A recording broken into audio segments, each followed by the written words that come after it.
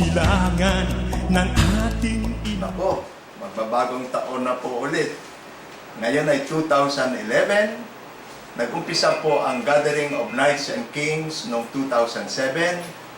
Ibig pong sabihin, pang-5 taon na po ng Gatherings of Knights and Kings natin. At kami po ay natutuwa na hindi po na-interrupt ang ating gatherings. Yan ay dahil po sa ating mga supporters. Unang-una na po dyan yung aming mga partners, kasama namin sa Piancheto, ang aming mga buyers, ang aming mga contractors, sumuporta rin, pati yung aming mga suppliers, at yung mga ka-joint ventures, sumuporta rin po, at yung aming mga investors. At marami pa pong iba, maski po yung mga brokers ay nag-share din. And of course, andyan dyan pirmi yung mga local and international supporters na mga chess players natin. Especially yung mga dyan sa US and dito sa atin sa mga local players din na nagsuporta. So, punong-puno po ang aming galak sa kanilang suporta, sa inyong suporta, na kung saan tuloy-tuloy po yung pag-celebrate ng ating gatherings. Ako'y natutuwa rin dahil itong taon na ito, mayroon na nag-isip po kami ng theme. Kasi yung previous 4 years, walang theme yung gatherings. At ang theme po ng gathering natin na pang-5 taon ay Paying Back What Chess Has Done For Us, ng aming gathering number 5. And of course, ako'y natutuwa din dahil naisip po ng gatherings na suportahan na rin po yung sektor ng may mga kapansanan.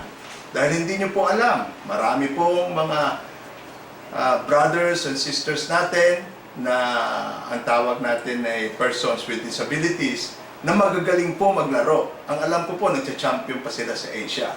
So maraming salamat ulit at ngayon ay nasa pang-5 na tayo.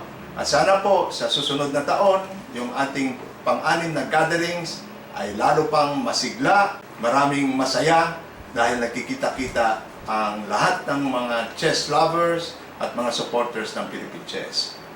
Maraming pong salamat.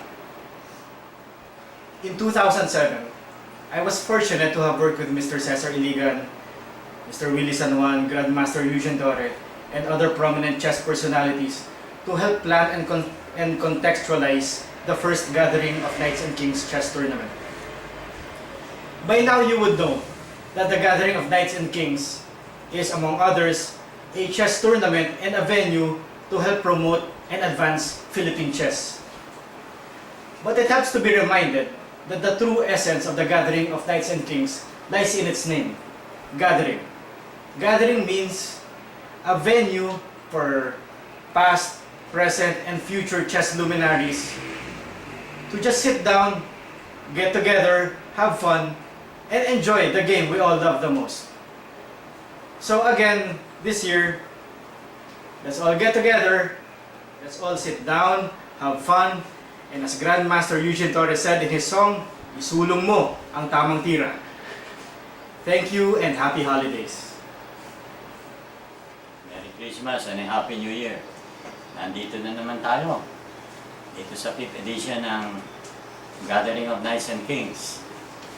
Pag-ulit-ulit na sinasabi ko, itong annual affair na ito, pasasalamat namin sa chess na nagawa sa aming buhay, sa aming negosyo, sa aming profesyon, sa aming trabaho.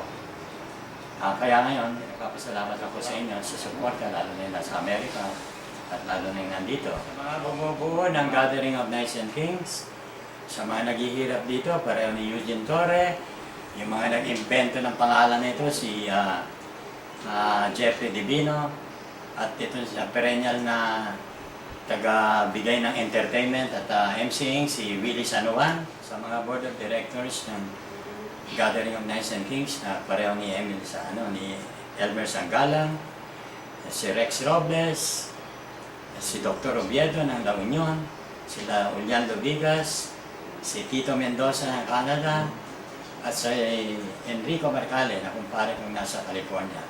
Maraming salamat sa inyo.